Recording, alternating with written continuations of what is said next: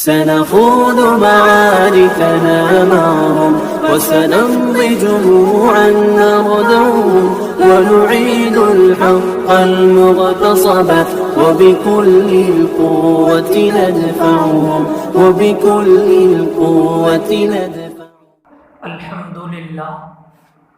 الحمد لله كفى وسلام على عباده الذين اصطفى. أما بعد فأعوذ بالله من الشيطان الرجيم. بسم الله الرحمن الرحيم. ألف لام ميم ذلك الكتاب لا ريب فيه هدى للمتقين. وقال تعالى في موضع آخر إنا نحن نزلنا الذكر وإنا له لحافظون. صدق الله العلي العظيم. وعن عمر بن الخطاب رضي الله تعالى عنه قال قال رسول الله صلى الله عليه وسلم إن الله يرفع بهذا الكتاب أقواما ويضع به آخرين. وقال النبي المحترم صلى الله عليه وسلم من قرأ حرفا من كتاب الله فله 10 أمثالها. لا أقول ألف لام ميم حرف لكن ألف حرف ولام حرف وميم حرف أو كما قال صلی اللہ علیہ وسلم. کیوں نہ ہو ممتاز اسلام دنیا بھر کے دینوں میں، کیوں نہ ہو ممتاز اسلام دنیا بھر کے دینوں میں، وہاں مذہب کتابوں میں یہاں قرآن سینوں میں. معزز و مکرم سامعین کرام اور عزیز دینی بھائی، اللہ رب العزت نے ہمیں ایک ایسا نبی عطا فرمایا ہے جن کے اوپر قرآن کریم کا نزول ہوا. قرآن کریم یہ اللہ کی سب سے بڑی کتاب ہے. آسمانی کتابیں کئی کتابیں آئی، تورات بھی آئی، زبور بھی آئی، انجیل بھی آئی اور صفحات بھی آئی، لیکن ان کا وہ مقام نہیں جو قرآن عزیز کا مقام ہے، کیونکہ ان کی حیثیت صرف کتاب اللہ ہونے کی تھی. وہ اللہ کی ایک کتاب تھی، کتاب کی شکل کے اندر آئی. تورات آئی تو کتاب کی شکل کے اندر، زبور آئی کتاب کی شکل کے اندر، انجیل آئی کتاب کی شکل کے اندر. انبیاء کو بلایا گیا، نبی کو بلایا گیا اور کتاب کی شکل دے دی گئی. حضرت ابراہیم علیہ السلام کو صحیفے دیے گئے، وہ لکھے ہوئے تھے. لیکن جب قرآن کی باری آئی تو اللہ رب العزت نے قرآن کتاب کی شکل کے اندر نہیں دیا، بلکہ جبرائیل علیہ السلام کے قلوب کے اوپر اتارا جاتا، لوح محفوظ کے اوپر اتارا جاتا. جبرائیل وہاں جاتے، وہاں سے قرآن کو لیتے اور نبی پاک علیہ السلام جس مقام کے اوپر ہوتے وہاں جا کر قرآن کریم آپ کے سینے کے اندر اتارا جاتا. قرآن کو کتاب اللہ ہونے کی بھی حیثیت موجود ہے، اور قرآن کلام اللہ بھی ہے، اللہ کا کلام ہے کہ اللہ کی ذات سے نکلا ہوا یہ کلام ہے. اس لیے دوسری جتنی بھی کتابیں آئی تو کتاب کی شکل میں تھی، لیکن آ کر ایسے ڈوبی کہ قیامت آ سکتی ہے لیکن وہ جھک نہیں سکتی، مرکب نہیں ہو سکتی. اس کے احکامات تبدیل کر دیے گئے، اس کی تحریریں مٹا دی گئی، اس کی تحریریں کے اندر تنسیخ کر دی گئی، تبدیلی کر دی گئی. جس زبان کے اندر وہ کتابیں نازل ہوئی تھی آج اس زبان کے اندر ملنا مشکل ہے، بلکہ پوری کائنات کا چپا چپا چھان لیا جائے، لیکن جس کتاب کا نزول جس زبان کے اندر ہوا تھا اس زبان کے اندر وہ کتابیں موجود نہیں. لیکن قرآن کریم کا یہ مقام ہے کہ جس زبان میں اترا، جس زبر زیر کے ساتھ اترا، جس ادا کے ساتھ اترا، وہ ہو بہو آج بھی موجود ہے. کیوں؟ وجہ اس کی کیا ہے؟ اس کی حفاظت کا ذمہ خود رب کائنات نے دیا. انا نحن نزلنا الذکر وانا له لحافظون، کہ ہم ہی اس کی حفاظت کرنے والے ہیں اور کیسا حفاظت کا وعدہ. حفاظت کا ایک سلسلہ تو یوں چلا کہ اللہ رب العزت نے قرآن کریم کو لوح محفوظ میں محفوظ کر دیا. پھر وہاں سے جبرائیل امین کے لیا. جبرائیل امین وہاں سے جا رہے ہیں نبی اکرم صلی اللہ علیہ وسلم کے پاس. نبی اکرم صلی اللہ علیہ وسلم کی ذات کبھی مکہ مکرمہ میں ہے تو کبھی مدینہ منورہ میں ہے, کبھی بدر کے میدان کے اندر ہے, کبھی خندق کے اندر خندق کھود رہے ہیں, کبھی غزوہ خیبر کے اندر موجود ہے. غرض نبی جس جگہ گئے جبرائیل وہاں پر پہنچے اور قرآن کریم کی حفاظت کا حق ادا کر دیا. نبی پاک علیہ الصلوۃ والتسلیم کی ذات کو پہنچا کر پھر نبی پاک علیہ الصلوۃ والتسلیم کی ذات نے قرآن کی حفاظت اس طرح کی کہ صحابہ کرام کا مجمع آپ کے سامنے تھا. جو صحابی آتا اس سے قرآن کریم پڑھواتے, اس کے سینوں کے اندر محفوظ فرماتے اور قرآن کریم کو لکھوا لیتے. اس طریقے سے قرآن کریم کی حفاظت کا سلسلہ جاری و ساری رہا. صحابہ کرام نے تابعین کو قرآن کریم سکھلایا. یہ سلسلہ چلتا رہا اور آج تک چل رہا ہے. محدثین نے بھی قرآن کریم کی حدیث کی تشریح کے اندر حفاظت کی. مفسرین نے قرآن کریم کی تفسیر کر کے اس کے مضامین کو محفوظ رکھا. مدارس نے قرآن کریم کی نشر و اشاعت کے ذریعے سے قرآن کریم کی حفاظت کی اور یہ موقع دیکھنے کا ملا. ابھی چند ہفتے پہلے ترکی سے ایک خبر وائرل ہوئی تھی کہ 4 سال کی بچی ہے, اس نے قرآن کریم کو مکمل اپنے سینے کے اندر اتار لیا. یہ قرآن کریم کا معجزہ ہے. یہ ایک ایسا معجزہ ہے کہ آسمانی کتنی کتابیں آئی, کتنے صحیفے آئے, لیکن کسی کو یاد نہیں کیا گیا. لیکن قرآن یہاں پر بوڑھے بھی حافظ قرآن ملیں گے, بچے بھی حافظ قرآن ملیں گے, معصوم عورتیں بھی حافظ قرآن, معصوم بچیاں بھی جن کو بولنا صحیح سے نہیں آتا, جن کو لکھنا صحیح سے نہیں آتا, ان کی زبان کے اوپر بھی قرآن جاری و ساری ملے گا. یہ قرآن کا معجزہ ہے. قرآن کریم بڑی عزیز کتاب ہے. اس کتاب کے نزول کے بعد آپ ذرا تصور کیجئے, نبی پاک علیہ الصلوۃ والتسلیم کی بعثت سے قبل جو زمانہ تھا, اس زمانے کو ہم کس چیز سے ملقب فرماتے, کیا کہا جاتا ہے؟ زمانے جاہلیت کہا جاتا ہے. زمانے جاہلیت کہا جاتا ہے. میں پوچھنا چاہوں گا کہ عرب فصیح اللسان نہیں تھے؟ کہ عرب کے پاس زبان نہیں تھی؟ فصاحت و بلاغت کا ٹھاٹے مارتا سمندر ان کے پاس تھا. کبھی کسی محفل میں اشعار کہنے کی باری آ جاتی تھی تو 100 اشعار کے اوپر مشتمل ان کے اشعار ہوا کرتے تھے اور اس طرح ہو بہو کہہ دیا کرتے تھے گویا کہ پہلے سے تیاری کر کے آئے, معافی ضمیر کو ادا کرتے ہوئے چلے جاتے تھے.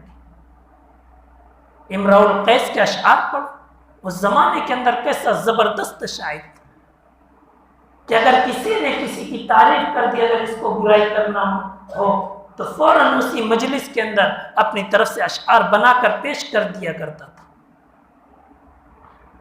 تو زمانے اسلام کے آنے سے پہلے جس دور کو زمانے جاہلیت کہا جاتا ہے, اس زمانے کے اندر بھی لوگ فصیح اللسان تھے. اس زمانے میں بھی گھر تیار ہوا کرتے تھے, لوگ بسنے کے لیے گھر کو آباد کرتے تھے. تو گھر بنانے والے معمار بھی تھے, اس زمانے کے انجینئر تھے. کوئی بیمار ہو جاتا تھا تو طبیب کے پاس پہنچتے تھے, جڑی بوٹی لا کر وہ علاج کر دیا کرتے تھے. تو وہ اس زمانے کے اعتبار سے طبیب بھی تھے. غرض اس زمانے کے اعتبار سے جس چیز کی ضرورت تھی ہر چیز میسر تھی, لیکن اس کے باوجود جب اس زمانے کا تذکرہ کیا جاتا ہے تو زمانے جاہلیت کے ذریعے سے اس کا تذکرہ کیا جاتا ہے. میں کہنا چاہوں گا بے شک ہر چیز موجود تھی, بے شک ہر چیز موجود تھی, لیکن قرآن موجود نہیں تھا. دنیاوی علوم تھے لیکن آسمانی علوم نہیں تھے. دنیاوی تعلیمات تھی, دینی تعلیم سے بہرور تھی, دینی تعلیم سے دور تھی. قرآن نازل ہوا تو اسی نے زمانے جاہلیت کو زمانہ اسلام سے ملقب کر دیا. قرآن کی برکت سے حضرت عمر ابن خطاب رضی اللہ تعالی عنہ کو فاروق کا اور عادل کا لقب ملا. چلے تھے کس لیے؟ تلوار ہاتھ میں تھی، نبی اکرم صلی اللہ علیہ وسلم کے قتل کے ارادے سے گھر سے نکلے تھے، لیکن قدرت کا کرشمہ دیکھیے، شکار کرنے گئے تھے، خود شکار ہو گئے۔ یہ قرآن کا تو معجزہ تھا۔ قرآن کے آنے کے بعد صدیق اکبر حضرت ابو بکر کو صداقت ملی، صدیق کے لقب سے ملقب، قرآن کریم کی وجہ سے۔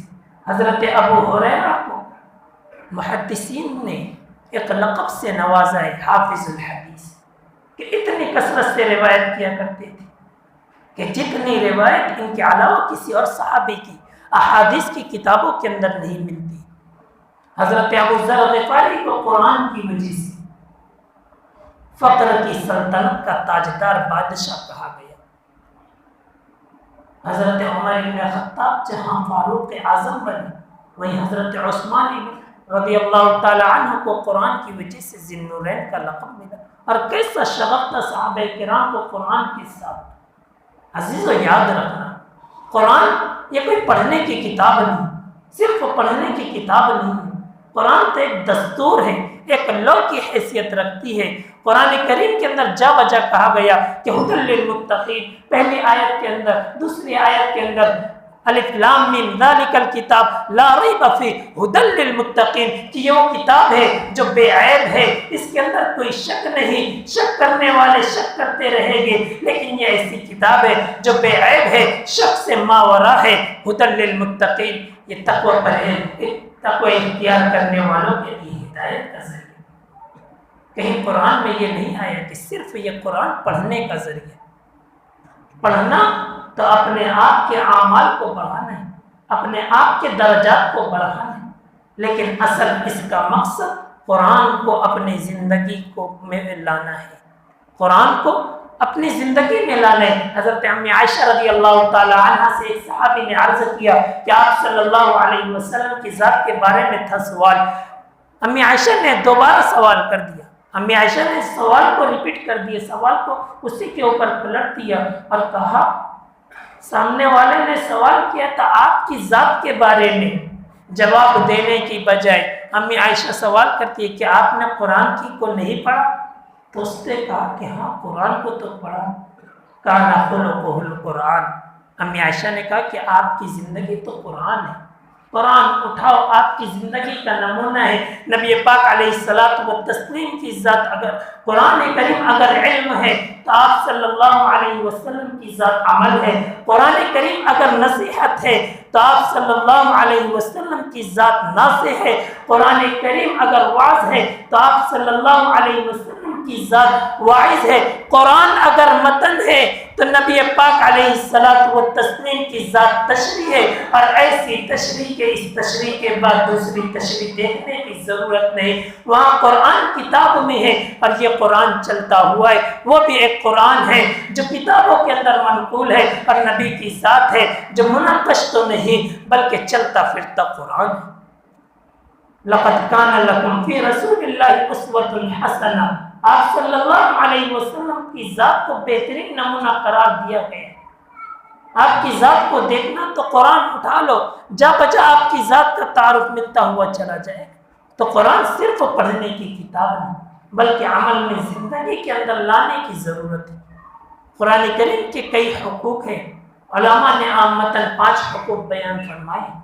سب سے پہلا حق اس کے اوپر ایمان لانا کہ یہ قرآن رب کائنات کی طرف سے عطا کردہ حسین تحفہ ہے، یہ رب کائنات کی طرف سے انعام ہے اور یہ ایک معجزہ ہے، اور اس کے اندر ایک بھی حرف کی، ایک بھی زبر کی، زیر کی کوئی تغیر نہیں کی گئی، کوئی تبدیلی نہیں کی۔ زمانہ چاہے لاکھ بدل جائے، قرآن کے احکامات نہیں بدل سکتے۔ لا تبدیل لکلمات اللہ، اللہ کے کلمات کے اندر تبدیلی نہیں۔ لا تبدیل لکلمات اللہ، اللہ کے کلمات کے اندر کوئی تغیر اور کوئی تبدیلی نہیں آ سکتی۔ آئے بہت سارے زمانے نبوت کے اندر لوگ اپنے کمروں کے اندر محبوس ہو گئے، قرآن کے مخالف، قرآن کی مخالفت کے اندر قرآن کے خلاف نیا قرآن تیار کرنے لگے، لیکن کمرہ کاغذ سے بھر گیا اور آخر میں یہی کہہ اڑ گئے ما ھذا الا قول البشر، کہ یہ جو قرآن ہے یہ کسی انسان کا کلام ہے۔ یہ کسی انسان کا کلام ہے۔ کئی لوگ آگے آئے تھے، قرآن کی آیت بھی بنائی تھی، الفیل ملفیل وما ادراک ملفیل۔ جب ایسی صورتیں بنا کر لے کر گئے اپنے قوم کے پاس تو ان کی قوم نے خود اس کاغذ کے ٹکڑے کر دیے کہ اس کا تو کوئی مفہوم ہی نہیں۔ وہ تو ایک ایسا کلام ہے کہ جس لحاظ سے اس کو دیکھا جائے وہ اس لحاظ سے رہنمائی کرتا ہوا نظر آتا ہے، اور وہ صرف ایک ذات کے لیے نہیں بلکہ پوری کائنات کے لیے ہے۔ ایسا کوئی کلام تم بھی بنا کر لاؤ، عاجز آ گئے۔ تو یہ قرآن بڑا مبارک کلام ہے، اس کے اندر کوئی تبدیلی نہیں آ سکتی، تو اس لیے اس کے اوپر ہمارا ایمان 100% ہونا چاہیے۔ آج ہمارا ایمان 100% ہے، قرآن پہ ایمان ہمارا کما حق نہیں ہے۔ اگر کما حق ہو قرآن کے اوپر ایمان ہوتا تو کبھی سود خوری کی طرف مائل نہ ہوتے، کبھی زنا کاری کی طرف مائل نہ ہوتے، کبھی بھی ہمارے قدم زنا کے اڈوں کی طرف نہ جاتے، کبھی بھی ہمارے ہاتھ ظلم میں استعمال نہ ہوتے، زبان غیبت کے اوپر نہ چلتی۔ اگر قرآن کے اوپر ہمارا 100% ایمان ہوتا تو زبان بہتان کے اوپر نہ چلتی، زبان گالی گلوچ کے اوپر نہ چلتی، ہماری آنکھ بے حیائی نہ کرتی، ہماری آنکھ کسی کی لڑکی کے اوپر غلط نگاہ نہ پڑتی، ہمارے موبائل کے اوپر پروفائل کے اوپر گندی عورتوں کی تصویر اور کسی ایکٹر اور ایکٹرنی کی تصویر نہ ہوتی۔ اگر قرآن کریم کے اوپر 100% ایمان ہوتا اور یقین ہوتا تو یاد رکھنا کسی بھی گناہ کے قریب نہ جاتے، اگر گناہ ہو بھی جاتے تو فوراً توبہ کر لیتے۔ لیکن ہم اپنی زندگی کا جائزہ لیں کہ اگر قرآن کریم پر ہمارا عمل ہے، ہمارا ایمان ہے، تو ہم کیوں گناہ کر رہے ہیں؟ اور گناہ ہو رہے ہیں تو توبہ کیوں نہیں؟ گناہ ہو رہے ہیں تو توبہ کیوں نہیں؟ وہ تو بڑا بادشاہ ہے، توبہ سے بڑا خوش ہوتا ہے۔ گناہ ہوں گے، انسان ہے، گناہ ہوں گے۔ صحابہ کرام کی ذات بھی گناہوں سے، صحابہ کرام بلکہ نبی اکرم صلی اللہ علیہ وسلم، انبیاء کی جو ذات تھی وہ گناہوں سے معصوم تھی، ان سے گناہوں کا صدور نہیں۔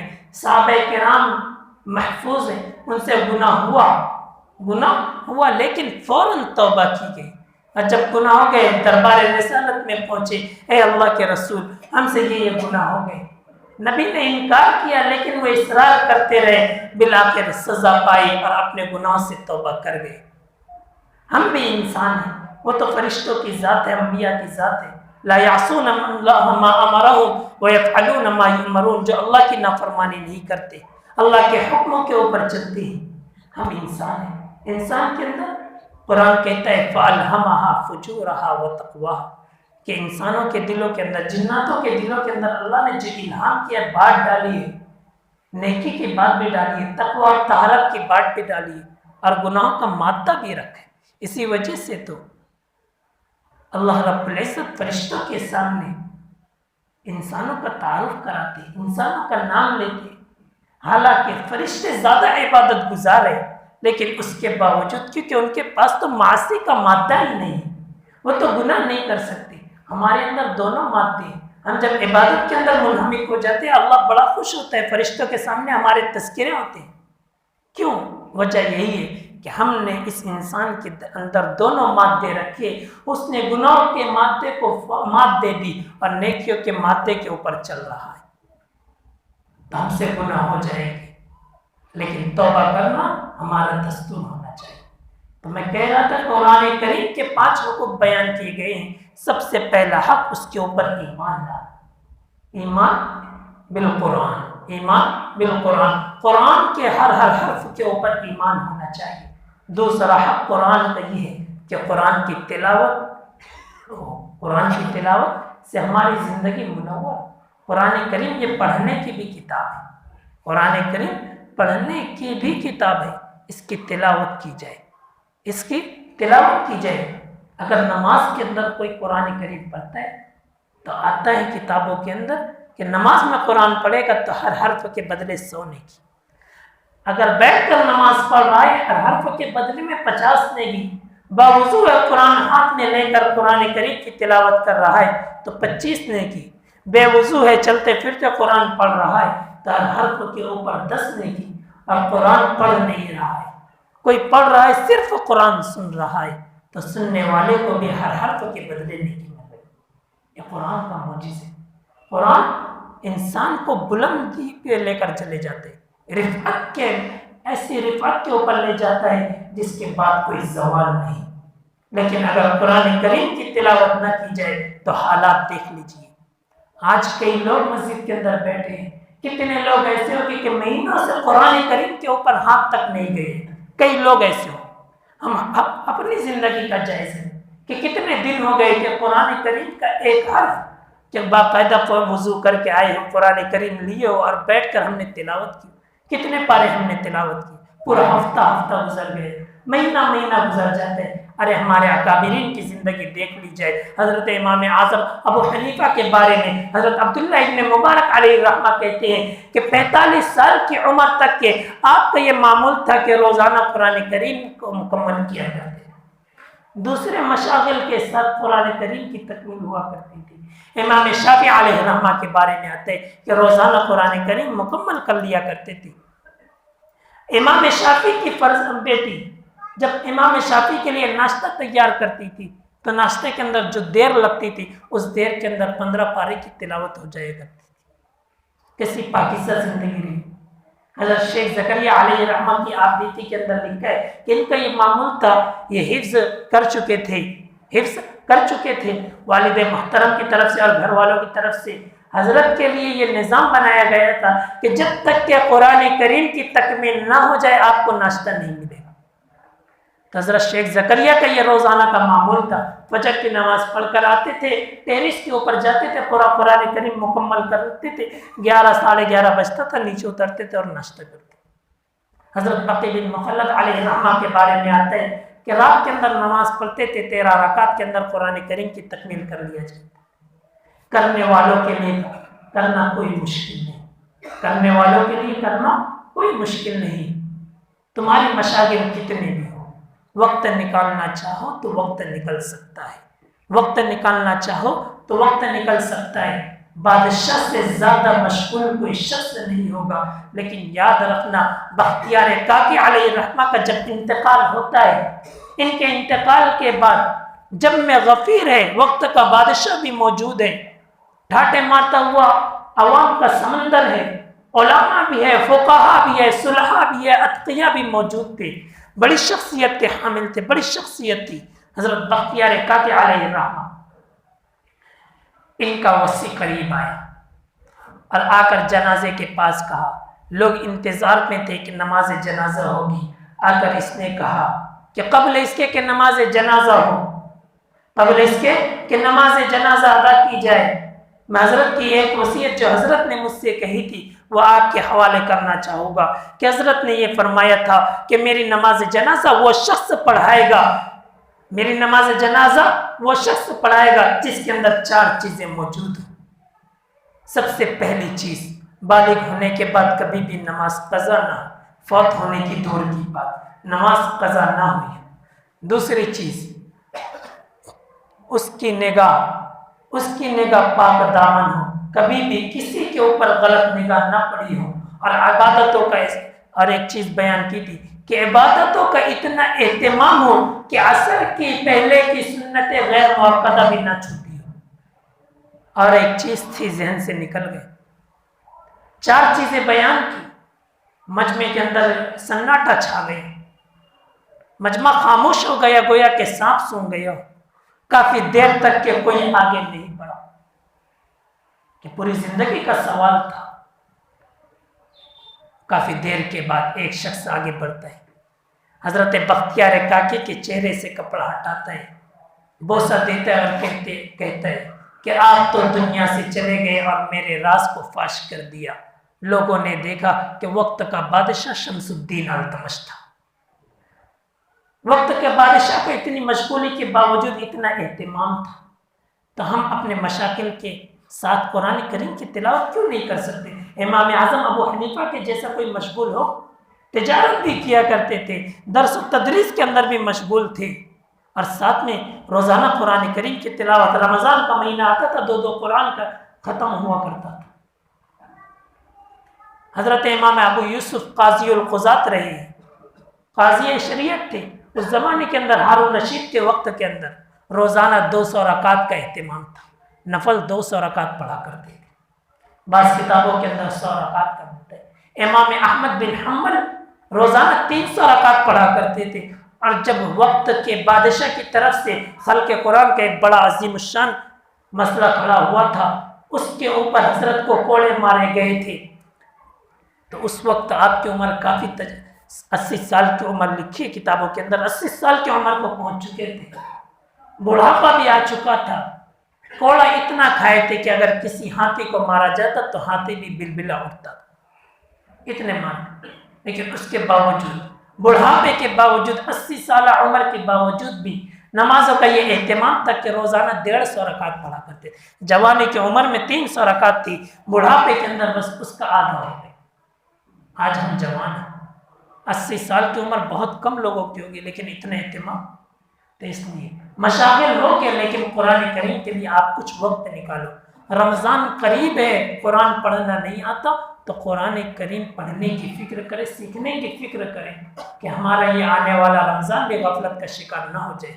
یہ 2 حق قرآن کریم کو، تیسرا حق قرآن کریم کو سمجھنا یہ بھی بہت ضروری ہے۔ چوتھا حق ہے قرآن کریم کو سمجھنے کے ساتھ ساتھ اس کے اوپر عمل کرنے کی کوشش کرنا۔ عمل کے لیے یہ دستور حیات ہے، اپنی زندگی کے اندر ڈال لو، پوری زندگی سنور جائے گی۔ قرآن کو کے ساتھ جس کسی کو نسبت ہوئی ہے اس نے اس کی زندگی بدل دی ہے۔ ایک ریحل کا جو لکڑی کا ٹکڑا ہوتا ہے معمولی قسم کا ہوتا ہے، اگر وہ کہیں استعمال ہو جائے تو اس کی اتنی اہمیت نہیں ہوتی، 70-80 روپے کی ریحل ملتی، لیکن جب قرآن کے ساتھ ذرا سا نسبت ہو جاتی ہے تو لوگ اس کو بھی چنتے ہیں، اس کو بھی ادب و احترام سے رکھا جاتا ہے، اس کے اوپر غلاف چڑھا جایا جاتا ہے، اس کا کور بنایا جاتا ہے، معمولی قسم کا ہوتا ہے۔ وہ غلاف اگر کپڑے کا ہے تو پردہ بھی بن سکتا ہے، لیکن جب اس کو غلاف کو، اس کپڑے کو نسبت قرآن کے ساتھ ہو گئی تو پھر لوگ اس کا احترام کرتے، لوگ اس کا ادب کرتے۔ جب ہماری نسبت قرآن کے ساتھ ہو جائے گی تو ہمارا بھی مقام بلند ہوتا ہوا چلا جائے گا۔ یہ 4 حقوق ہوئے، اور 5واں حق قرآن کریم کا یہ تو اس کی تبلیغ کرے، اس کی تبلیغ کرے، خود کو آتے دوسروں کو سکھائے، گھر والوں کو پڑھنا سکھائے۔ اللہ سے دعا ہے کہ اللہ رب العزت ہم تمام کو قرآن کریم پڑھنے والا بھی اور عامل بالقرآن بنائے، اپنے گھر والوں کو بھی فکر کرنے والا بنائے۔ وما علینا الا البلاغ۔